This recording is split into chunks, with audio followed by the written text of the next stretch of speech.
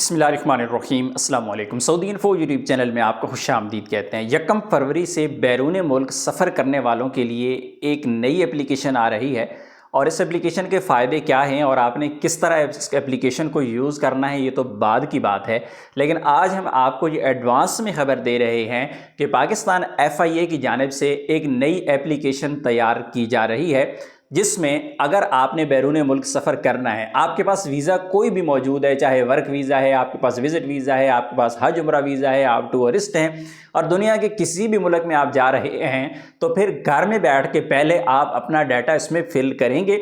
उसके बाद आपको टाइम दिया जाएगा, टाइम मिलने के बाद फिर आपकी अप्रूवल आएगी और फिर आप एयरपोर्ट पर जाएंगे सफ़र करने के लिए।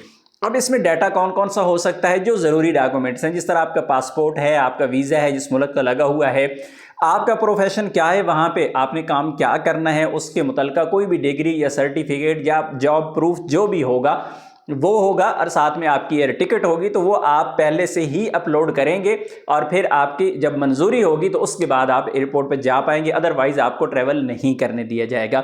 अब ये जो एप्लीकेशन है, आप क्या इसका फ़ायदा होने जा रहा है या नुकसान होने जा रहा है, इस पर बात कर लेते हैं।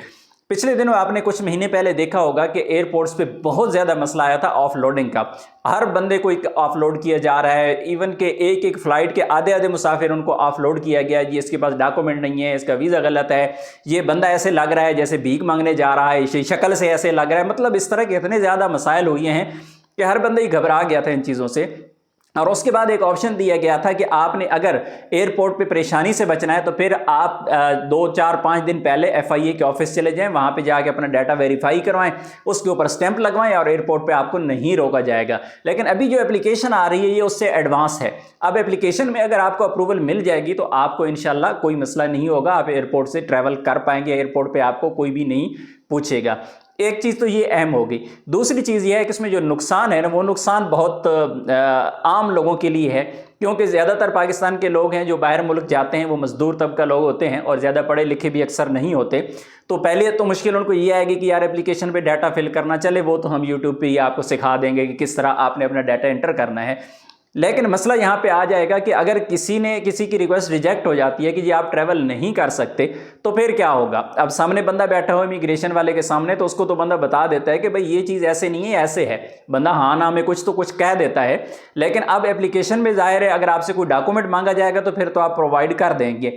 लेकिन अगर डॉक्यूमेंट नहीं मांगा गया, डायरेक्ट ही रिजेक्ट कर दिया गया कि भाई ये शक्ल से ही हमें बेकारी लग रहा है, तो फिर क्या करेंगे? उस मसले का काफ़ी ज़्यादा मसला पेश आने वाला है।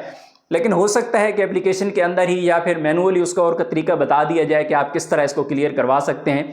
ये तो आने वाला वक्त ही बताएगा। तो बहरहाल वो जो एप्लीकेशन है EMI के नाम से अभी तक प्ले स्टोर पे मौजूद नहीं है। बहुत जल्द FIA उसको लॉन्च करने जा रही है और तवक्को यही की जा रही है कि फरवरी की स्टार्ट में ये एप्लीकेशन आ जाएगी और आप अपना डाटा उसके ऊपर एंटर कर पाएंगे और उसके बगैर फिर ट्रैवलिंग की इजाज़त नहीं दी जाएगी जब तक कि आप उसके अंदर डाटा फिल नहीं करेंगे और आपकी एडवांस में अप्रूवल नहीं आएगी। मिलते हैं नेक्स्ट वीडियो में, तब तक के लिए इजाज़त दीजिए। अल्लाह हाफिज़।